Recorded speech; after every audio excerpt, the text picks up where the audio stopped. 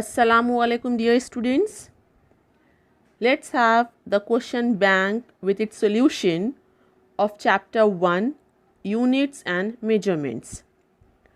First of all, here we will discuss about the paper format for the final examination which is provided by the Maharashtra State Board. As we are going to discuss the paper pattern for the 12th standard, the same format would be applicable here, and hence the same pattern will be followed for the final examination of the 11th standard. In the question paper format for the annual examination, we are having 4 sections. In section A, there would be 2 questions. Question number 1 contains 10 multiple choice type of questions and each question carry 1 mark, and question number 2 contains 8 very short answer type of questions where each question carry 1 mark there. In section B, here there would be from question number 3 to 14 which contains 12 short type answers and question carrying 2 marks each, and here you are supposed to attempt any 8 question out of 12 questions. As each question carry 2 marks there, so section B contains of 2 into 8, that is 16 marks. So section B would be of 16 marks there. In section C, it starts from the question number 15 till question number 26, and again it contains 12 short type of questions and it carry the 3 marks for each question, and here we are supposed to attempt any 8 question, as here one question carry 3 marks and we have to attempt any 8 questions, so section C would be there of 24 marks. And the last section D is there from question number 27 to question number 31. That means it contains 5 long answer type of questions carrying 4 marks each, and here you are supposed to attempt any 3 question. One question carry 4 marks and you are supposed to attempt any 3 question, so section D would be there of 12 marks. So in this way the total 70 marks are to be covered by means of the section A, B, C and D from the question number 1 to question number 31. And the instruction is there like the use of the log table is allowed, use of calculator is not allowed there, and figures to the right indicates full marks there. And when you are solving the question number 1 which contains the multiple choice type of questions, so for each MCQ the correct answer must be written along with its alphabet. For example, alphabet A, whatever the option is there, or if the correct alternative is option B, so you are supposed to write down alphabet B and the answer. Similarly for option C and D also. And one more thing you are supposed to keep in mind, that only first attempt will be considered for the evaluation. Sometimes students are writing 2 answers for 1 MCQ. So whatever the first attempt is there for the student, that would be considered for the evaluation. And in the last the physical constants are to be given. So the summary is like section A would be there of 10 marks in which 2 questions are there. Question number 1 where MCQs are there, 10 MCQs are there in which 7 theory questions and 3 numerical questions would be asked there, and question number 2 which would be there of very short type of answer you are supposed to write, and 8 questions are there. So question number 2 would be there of 8 marks in which 6 theory questions and 2 numericals would be asked. So section A would be there of 18 marks. Section B, here you are supposed to attempt any 8 questions out of 12, and here the question number 3 to 14 is there and as each question contains 2 marks, so that section B would be there of 16 marks. Now here, as the 12 questions are given, in which 7 theory questions and 5 numericals would be asked, and hence students are supposed to attempt any 8 questions out of 12 given questions. Then section C, which would be there of 24 marks. Here the section C starts from question number 15 till question number 26. So there are again 12 questions, and in these 12 questions, theory questions would be there 7 and 5 numericals are there, and out of these 12 questions students are supposed to attempt any 8 questions. So here one question carry 3 marks and you are supposed to attempt 8 questions there, so that section C would be there of 24 marks. And the last section is section D, which would be there of 12 marks from question number 27 to question number 31, as it contains 5 long answer type of questions carrying 4 marks each, and here the students are supposed to attempt any 3 questions, and out of these 5 questions 3 questions must carry 2 marks theory and 2 marks numericals. So this is the paper pattern which is to be provided by the board. So as per the question paper format for the annual examination, we are having the MCQs for 1 mark each.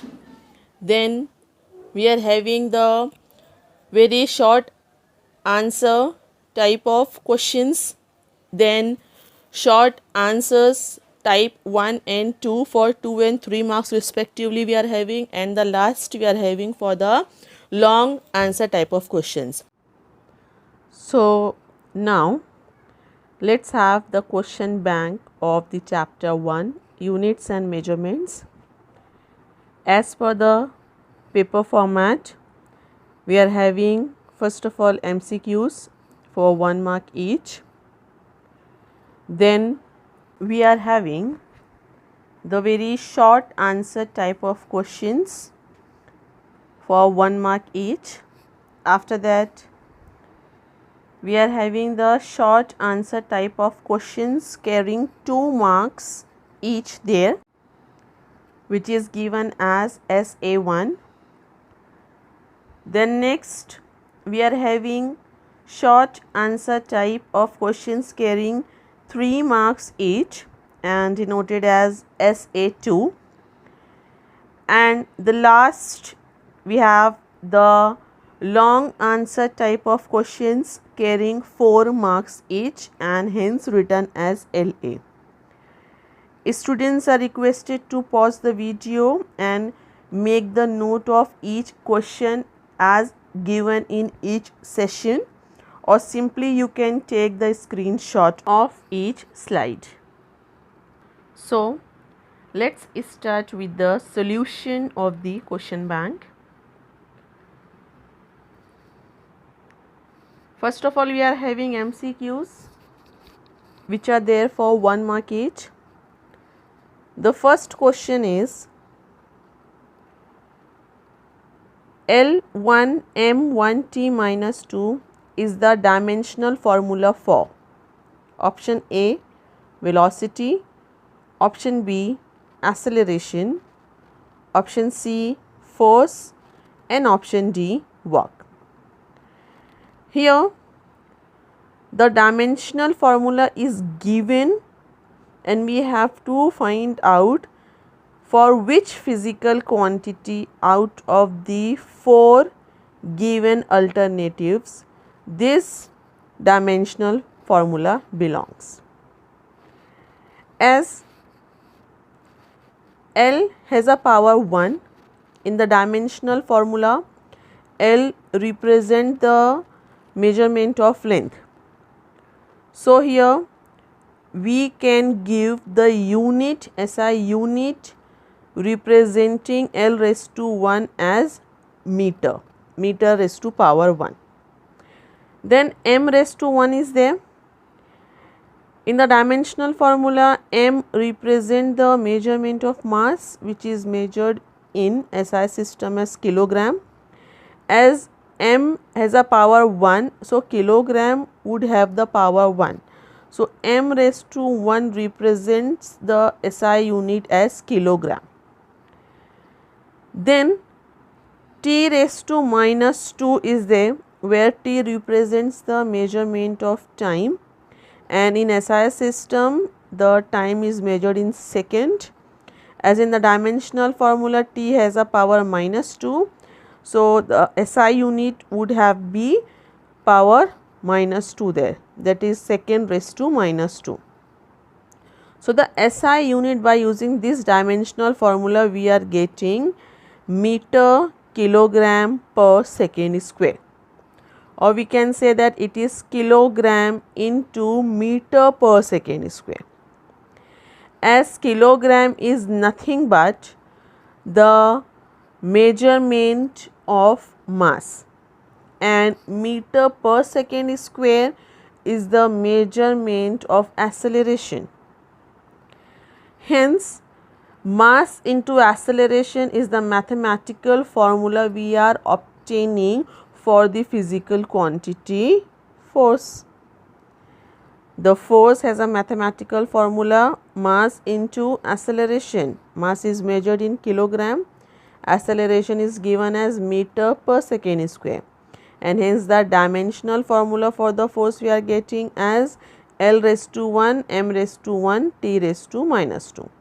So the dimensional formula which is given over here is actually the dimensional formula for the physical quantity force. So here you are supposed to write down the correct answer for this MCQ, like C, force. You are supposed to keep in mind whenever you are writing the answer for the question number 1, where the multiple choice type of questions are there, the answers should be written along with its alphabet. The answer for this MCQ you cannot write as C only, and also you cannot write force only. You are supposed to write down the complete answer along with its alphabet.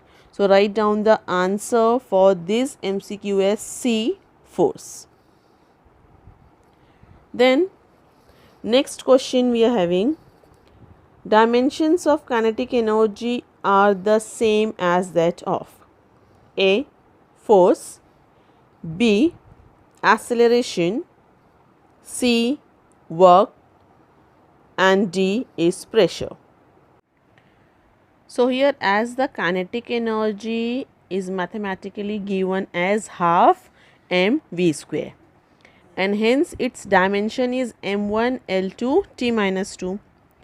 Let's determine which physical quantity having the same dimension as that of the kinetic energy. So for the force, which is mathematically given as mass into acceleration, and its dimension would be m1 L1 t minus 2, as in the previous question we had discussed. So the dimension of force is differ from the dimension of kinetic energy. Then for the acceleration, which is defined as rate of change of velocity, and hence its dimension is m0 L1 t minus 2. So for the acceleration also, the dimension is differ from the kinetic energy.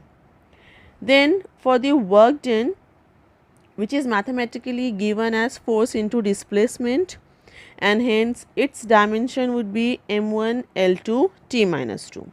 So here we are getting the same dimension as that of the dimension of the kinetic energy. And for the last, pressure, which is defined as force per unit area, and its dimension is m1 L minus 1 t minus 2. So the dimension of pressure is different from the dimension of kinetic energy. And here we are getting, for the physical quantity work, we are getting the same dimension as that of the kinetic energy, which is m1 L2 t minus 2. m1 L2 t minus 2 is the dimensional formula for the kinetic energy as well as for the work done there. So here for the second question we are supposed to write down our answer as C, work. Now the next question we are having, which of the following is not a fundamental unit? A, centimeter, B, kilogram, C, centigrade, and D, volt.